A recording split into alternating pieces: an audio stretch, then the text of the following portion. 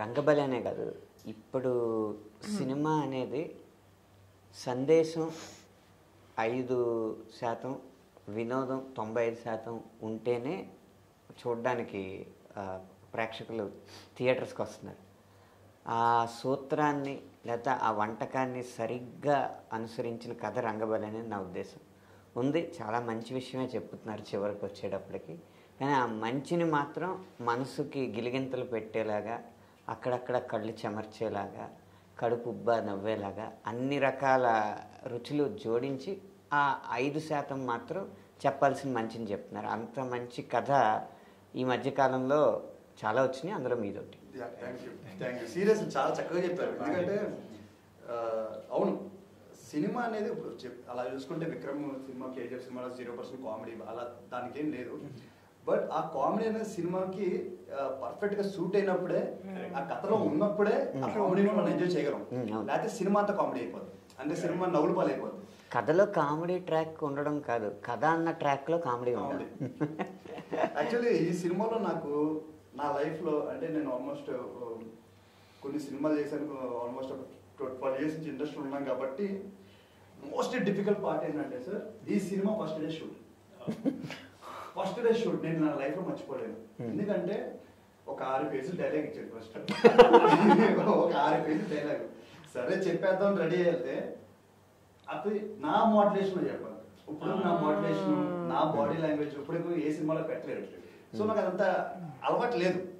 So నాకేంటంటే పవన్ ఇది ఓకేనా, ఇది ఓకే ఒక డౌట్, నేను సరిగ్గా చేస్తున్నాను లేదని భయం. చెప్పాలంటే ఫ్రాంక్గా ఆ రోజు ఆల్మోస్ట్ ఒక ఫస్ట్ నా కళ్ళ ముందే 10 takes అయినాయి. తుడుస్తున్నాడు అసిస్టెంట్ డైరెక్టర్, 11th take వేస్తున్నాడు. ఆ 11th take చూసినప్పుడు ఎప్పుడైతే ఒకటి వేసాడో సగం డైలాగ్ దొబ్బేసింది. 12, 11 take దాటేసాయి అని చెప్పి 20 అయినాయి, 30 అయినాయి, 40 అయినాయి, 50 అయినాయి సార్. మాకేం అర్థం కావట్లా. పవన్ ఏమో అన్న ఈరోజు ప్యాకప్ చెప్పేద్దాం అని అంటే ఆ సినిమా ఊరుకోం కదా, 50 అయిపోతామేమో అని భయంతో చేసేద్దాం పవన్, చేసేద్దాం. ఇది నా ప్రాబ్లం మధ్యాహ్నం 3 o'clock స్టార్ట్ అయింది సార్. ప్రాబ్లం 4 అయింది, 5 అయింది, 6 అయింది. ప్యాకప్ చెప్పేసి వెళ్ళిపోవచ్చు, లేదు సీన్ అవ్వాలి, చేద్దాం పవన్ అన్న. 7 అయింది, 7:30 అయింది, 7:45 అయింది, 8 అయింది. రాను నల్ల అయిందంటే 6 pages డైలాగుల్లో నేను 5 pages మర్చిపోయా. అసలు ఏం చేస్తున్నాను, ఎందుకు చేస్తున్నాను, కంగారు పడిపోయి అన్ని మర్చిపోయాను. పేపర్ చూడగానే 0 కనిపిస్తుంది. డైలాగ్ పేపర్ చూస్తే సార్ నాకు 0 కనిపిస్తుంది మొత్తం అంతా. నిజంగా ఆ రోజు సార్ ఫస్ట్ డే నేను తల దించుకుని అలాగా పవన్కి చెప్పాను, సారీ పవన్ ఈ రోజు నాశనం అయింది నా వల్ల, రేపటి నుంచి వస్తాను. But that one day sir Pavan ఇచ్చిన హెల్ప్ అండ్ నేను చేయలేకపోవడం వల్ల సినిమా అంతా నేను ప్రూవ్ చేయాలని నా క్యారెక్టరేషన్ ఆ రోజు దొరికింది. ఎందుకంటే ఇప్పుడు నాలాగా నేను ఇప్పుడు యాక్ట్ చేయలేదు, పవన్ నాకు అది తీసుకొచ్చాడు. నాకు అది ఆ రోజు అనిపించింది, అంటే ఒక ప్రభాస్ గారి బుజ్జిగాడు అలాగా. సో ఆ బాడీ లాంగ్వేజ్ పట్టుకోవడం అనేది ఒక ప్రతి డైరెక్టర్ కి ఒక డ్రీమ్, ఒక యాక్టర్ కూడా డ్రీమ్. అది దొరికిన రోజు నేను హ్యాపీ ఫీల్ అవుతాం. అది థ్యాంక్స్ సెట్ చేసినందుకు. బట్ ఆ తర్వాత రోజు సార్ ఇంకా డిస్కషన్స్ ఉంటుంది సార్, పేపర్ చూసుకోవడం ఇంకా చాలా సీన్స్ ఆ ఈజ్ వల్ల వాటి వల్ల చాలా బాగా వచ్చింది. ఇది మంచిదండి, బిజినెస్ కి మంచిదే. అదే డైరెక్టర్ హీరోని పొగడడం, హీరో డైరెక్టర్ చాలా బిజినెస్ మంచిదండి. అది నేను చెప్తున్నాను కదా, మంచిది. ఓకే సార్, ఈ రోజు I became director because of Shaurya గారు అండ్ సుధాకర్ గారు and I need to thank them very much. అలాగే చెప్పండి, ఇంత మంచి బ్యానర్, ఇంత మంచి హీరో దొరకడం ఫస్ట్ సినిమాకి చెప్పి తీరాలి. అలాగే అండ్ సార్ అన్న ఇంకోటి ఏంటంటే బేసికలీ సీన్ మీద పేపర్ మీద ఒకటి ఉంటుంది కదా, బట్ దివాకర్ గారు అసలు అంటే కొన్ని సీన్స్ అయితే జస్ట్ బికాస్ ఆఫ్ హిమ్ ఆ సీన్ వేరే లెవెల్కి వెళ్ళిపోయింది. మనం షూటింగ్ ఇంకా మిగిలిందా? షూటింగ్ ఇంకా మిగిలిందా అండి? మీరు ప్రతిదానికి అంత సీరియస్ గా మాట్లాడితే మా ఇంటర్వ్యూ చేయలేము ఇక్కడ.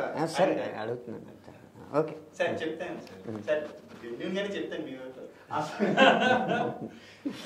ఆయన గురించి చెప్పారు కదా. అండ్ యుక్తి నేను ఏదో ఆర్పటిస్తున్నాను కాకపోతే రియల్లీ అండ్ సహజాని క్యారెక్టర్ చూసినప్పుడు లైక్ ఫోటో చూసినప్పుడు ఒక white churidar orange yellow chunni or something, ఆ ఫోటో చూడగానే ఐ థాట్ సహజాని అంటే వెంటనే మీకు ఫస్ట్ వచ్చిన వాట్ యువర్ థాట్ అంటే ఫస్ట్ మీకు రంగబలి అని వెంటనే మీకు గుర్తొచ్చే మనుషులు, గుర్తొచ్చే ఇన్సిడెంట్స్, మీరు ఎక్స్పెక్టేషన్స్. డైరెక్టర్ హీరో సార్ ఏంటి sir సర్లేదు సర్లేదు. No, Rangavali, when I heard, like first time when I heard the title, I felt it was very powerful. So I told him I want to hear the story.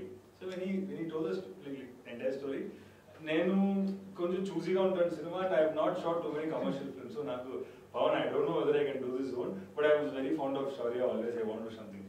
But మన పవన్ కథ ఎలా చెప్పాడో sir, while he was narrating, there was a lot of moments it made me laugh, a lot of moments I felt very heavy, like especially that one scene between you and father.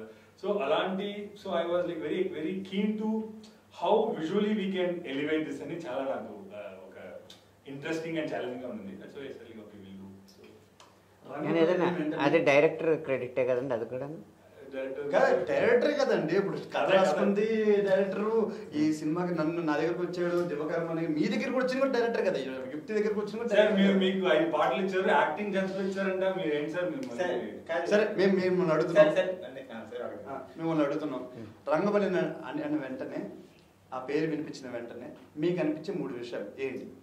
పుట్టి పెరిగిందంతా పశ్చిమ గోదావరి జిల్లా, నాకు తెలిసింది ఎక్కువ పల్లెటూర్లు, చదువుకుంది town కాబట్టి నా బాల్యం అంతా పల్లెటూరు, మహా అయితే టౌన్, వాటి చుట్టే ఉంది.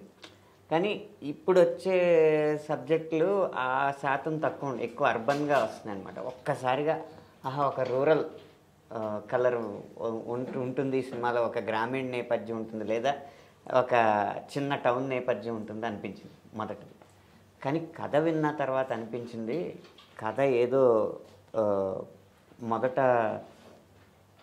మొదటి కథ రాస్తున్న వాళ్ళ రాయలేదు ఈయన, ఖచ్చితంగా ఒక పరిపక్వత ఉపయోగించారు, అంటే ఒక మెచ్యూరిటీ ఉపయోగించారు అనేది మొదట నాకు అనిపించిన విషయం. తర్వాత డైలాగ్స్ చూస్తుంటే ఎందుకు డైరెక్టరే డైలాగులు రాస్తున్నాడు అన్న ప్రశ్నకి నాకు సమాధానం ఏంటంటే, ఆ కథలోనే డైలాగ్స్ ఉన్నాయి, కథకి కొత్తగా ఎవరు డైలాగులు రాయాల్సిన అవసరం లేదు, అది అనిపించింది. ఆఖరిగా ఒక ప్రశ్న అడుగుతున్నాను అందరినీ, బాగానే ఉంది సినిమా, బాగుంది అంటే అడుగుతుంటే కూడా కామెడీగా ఉండండి మీకు. సర్లే, ఈ సినిమా హిట్ అవుద్దని మన అందరికీ నమ్మకం ఉంది కదా, కానీ సినిమా హిట్ అవ్వడం వెనక ఖచ్చితంగా బలమైన కారణం ఒకటి ఉంటుంది. ఎవరి వల్ల ఈ సినిమా హిట్ అవుద్దని అనుకుంటారు మీరు చెప్పండి. నాకు తెలిసి శౌర్య గారు వల్ల, ఆయన యాక్టింగ్, ఆయన ఎలా ఈ సినిమాని మొత్తం ఆల్మోస్ట్ షోల్డర్ మీద పెట్టుకుని తీసుకెళ్లారు. I think because of Shaurya cinema super. మీరు చెప్పండి సార్. ఐ థింక్ ఈ సినిమా క్రెడిట్ అంతా ఐ థింక్ నా డైరెక్టర్ పవన్కి ఇస్తాను. ఎందుకంటే అసలు ఆ కథ రాసుకున్నప్పుడే ఒక క్యారెక్టరేషన్ కానీ నన్ను బాగా మౌల్ చేసేదానికి అండ్ నన్ను బాగా ఎలివేట్ చేశాడు. సో నన్ను ఇలా చూపించినట్టుగా ఇంకొకరికి ఏ డైరెక్టర్ చూపించలేదు. అండ్ క్రెడిట్ అంతా నేను పవన్కి ఇస్తాను. ఈ సినిమా డెఫినెట్లీ బ్లాక్ బస్టర్, ఆ బ్లాక్ బస్టర్ పవన్కే.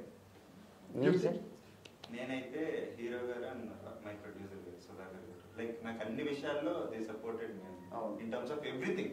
హీరో గారు, సుధాకర్ గారు, ఏదంటే లైక్ నాకు ఇంగ్లీష్ రాపోయినా ఇప్పుడు ఇంగ్లీష్లో అడుగుతున్నానండి. Who is the person behind this movie success?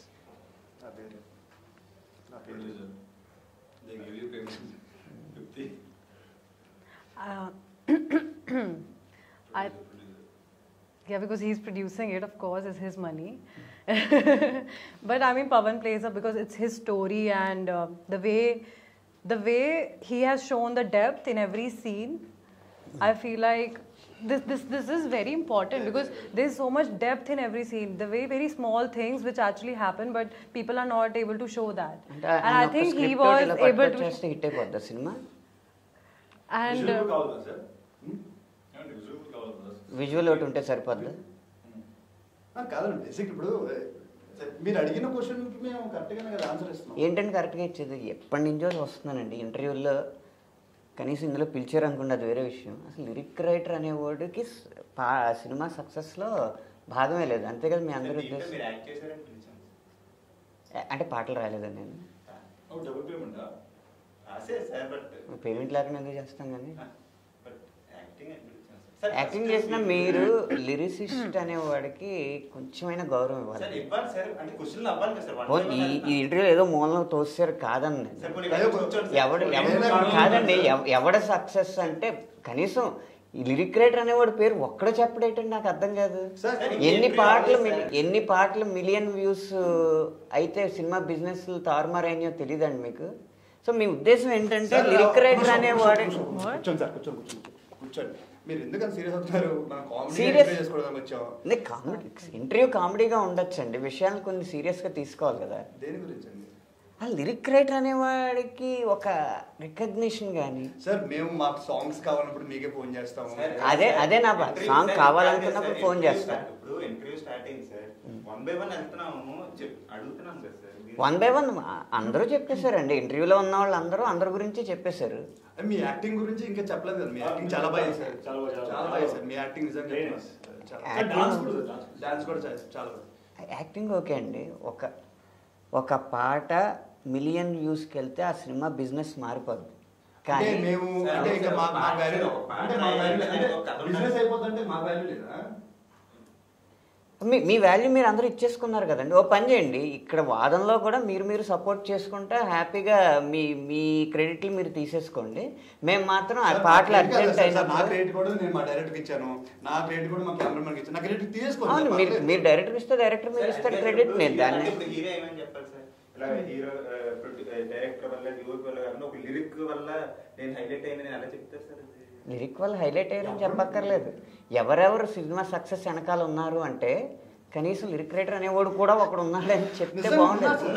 కానీ ఏంటంటే పాట అర్జెంట్ అయినప్పుడు లిరిక్ రైటర్ అవసరం అండి. ఆ రాత్రుళ్ళు పగళ్ళు నిద్రలు మాన్పించేసైనా రాయించేసుకుని ఆ బాగుందంతసేపు ఆ పాట బాగుందని చెప్పడం, తర్వాత మర్చిపోవడం. అదేలేండి, అంటే పాట ఇలా చిటికేయగానే వచ్చేస్తుందండి ఆలోచించుకుని. సార్ మీరు అన్నట్టుగానే సినిమాకి అందరూ ఇంపార్టెంట్ సార్. ప్రొడక్షన్ బాయ్ కూడా ఇంపార్టెంట్ సార్. మేము అందరికి వాల్యూ ఇస్తాం. మీరు అడిగిన క్వశ్చన్ ఇప్పుడు నేను మా ప్రొడక్షన్ బాయ్ గురించి చెప్పలేము, మా మేనేజర్ గురించి చెప్పలేము. వాళ్ళందరూ ఉంటేనే సినిమా అవుద్ది. మీ పేరు చెప్పడం మర్చిపోయామో కానీ మీరు లేకుండా కూడా సినిమా హిట్ అవుద్ది అని మాత్రం మేము అనట్లేదు. ఇప్పుడే స్టార్ట్ అయ్యింది సార్. అలా అవసరం లేకపోతే మిమ్మల్ని ఎందుకు పిలుస్తున్నాం? అండి మీ గురించి ప్రస్తావన వచ్చింది సార్. అసలు పాట పదం దీని గురించి అసలు ప్రస్తావనే రాలేదు. నేను ఇక్కడ చెప్పేది ఈ ఒక్క ఇంటర్వ్యూ, ఈ ఒక్క సినిమా గురించో, ఈ ఒక్క డైరెక్టర్ గురించో.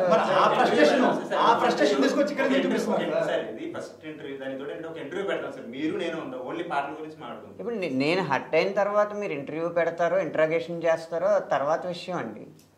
మీరు సినిమా సక్సెస్ వెనకాల ఎవరున్నారంటే మహా అయితే హీరో పేరు, హీరో డైరెక్టర్ పేరు, డైరెక్టర్ హీరో పేరు. కాకపోతే అసలు ఈ అన్నిటి గోలలో లిరిక్ రైటర్ అన్న వాడికి ఎక్కడ స్థానం లేదు. పాట అర్జెంట్ అయితే కనీసం మాట్లాడివ్వండి సార్. పాట అర్జెంట్ అయితే మాత్రం పగలో రాత్రులు మేలుకుని రాసిచ్చారు. అప్పుడు మాత్రం మీరు గ్రేట్ అండి, అసలు ఇంత ఇలా రాశారండి, ఇవన్నీ ఓకే.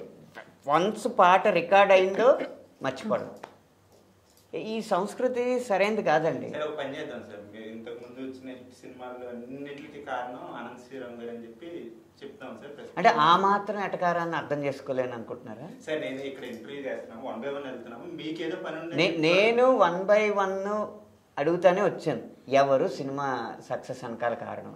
1 by 1 ఒక్కళ్ళు కూడా సినిమా సక్సెస్ కారణానికి గల ఆడియన్స్ ఉంటారు సార్. మనం కాదు సార్, యాక్చువల్ చెప్పాలి వాళ్ళు వెనకాల ఉంటారు, వాళ్ళు ముందు చూస్తారు సార్. ఏదో సక్సెస్ కి ముందో వెనకాలో పక్కనో అది కూడా ఆడియన్స్ వాళ్ళ టికెట్లు కొనాలి కాబట్టి వాళ్ళని కాకా పట్టడానికి ఆడియన్స్ కావాలి సార్. వాళ్ళు మాకు కావాలి, వాళ్ళకి మేము కావాలి సార్. మధ్యలో మేము ఎవరికి అక్కడ వాళ్ళు చూస్తే వాళ్ళకి నచ్చితే చూస్తారు. 100 million పాటలు వ్యూస్ అయితే ఏం సందేహంలో సాంగ్ రాశారు, నా సాంగ్ అది, నా మొదటి సినిమాలో మీరు ఏం సందేహంలో రాశారు. ఓకే, నేషనల్ అవార్డు వచ్చిందా లేదా సార్? 7 అవార్డులు వచ్చాయి. 7 అవార్డులు వచ్చాయి. ఒక్కదానికి నన్ను పిలిచారా? తీసుకుంది ఎవరు? మీరే కదా. నన్ను పిలిచారా? నేను హట్ అయ్యాము అప్పుడు. చెప్పండి, ఇప్పుడు చెప్పండి, మేము హట్ అయ్యాము. అవార్డు 7 అవార్డులు వచ్చింది. ఒక్క యాక్ట్ చేసింది నేను, డైరెక్ట్ చేసింది అవసరం శ్రీనివాస్ గారు. మమ్మల్ని పిలవలేదు, వీళ్ళిద్దరు మ్యూజిక్ డైరెక్టర్ ఈయన. అవార్డులు నిర్వహించేది నేనా? మరి ఇప్పుడేమో సినిమాలో ఆడియన్స్ ఇప్పుడు ఈ క్వశ్చన్ అడిగిపించింది, అవార్డులు నిర్వహించేది నేను. వాళ్ళే డిబేట్ పెట్టుకోవడానికి మనం మాట్లాడుకోవాలి సార్. డిబేట్ గురించి తెలిపోను సార్, మేము మా సినిమా ప్రమోట్ చేసుకుంటాం. నాకు ఉండాల్సిన అవసరం లేదు. ఒకటి విషయం మాత్రం గుర్తుపెట్టుకోండి, లిరిక్ రైటర్ అనేవాడిని గుర్తుపెట్టుకోలేకపోతే కష్టం అండి. సార్ సినిమా సక్సెస్ అనేది అందరికీ సక్సెస్ సార్ అది లేదు ఎంత serious సార్ అదే చెప్తున్నాను సార్, అది వేరే సినిమా ఫ్రస్ట్రేషన్ తీసుకొచ్చి మన సినిమా పెడితే ఎలా కుదురుతుంది sir? A few moments ago. ఈ సినిమా హిట్ అవుతుంది, అందరికీ నమ్మకం ఉంది. ఏ కారణం వల్ల ఈ సినిమా హిట్ అవుద్ది అనుకుంటున్నారు? నేను ఒక మాట చెప్తాను, నేను చెప్పనా? పవన్ చెప్తాడు, నేను చెప్తాను, నేను లాస్ట్లో చెప్తాను, డెఫినెట్గా చెప్తాను. ఇది ఎవరి గురించి వాళ్ళు చెప్పుకోవాలి, ముందు మ్యాటర్ చెప్పాలి. మంచి ఎవరి గురించి వాళ్ళు చెప్పుకుని ఆపేయాలి. ఏంటంటే వాకౌట్ ఎలా అంటే వాకౌట్ ఎలా అంటే మీ అంటే ఇప్పుడు ఆన్సర్కి లేదు నేను బాగా యాక్ట్ చేశాను కాబట్టి నా వల్ల అంటారు, నేను బాగా తీసాను అని చెప్పి నా వల్ల, గ్లామర్ కావాలి కదా నా వల్ల అంటే, కథ నాది కదా నా వల్ల అనేసరికి మరి మేమెందుకు ఎక్కడ అని చెప్పి ఆయన సార్ మరి ఇది స్క్రిప్టెడ్ లా ఏమన్నా ఉంటుందంటే ఉండదు. నా గురించి మేమే చెప్పుకుంటే లేకపోతే ఒక మీరేమో హీరో గురించి చెప్పండి, మీరేమో హీరోయిన్ గురించి, మీరేమో డైరెక్టర్, నా గురించి మర్చిపోండి అంతే.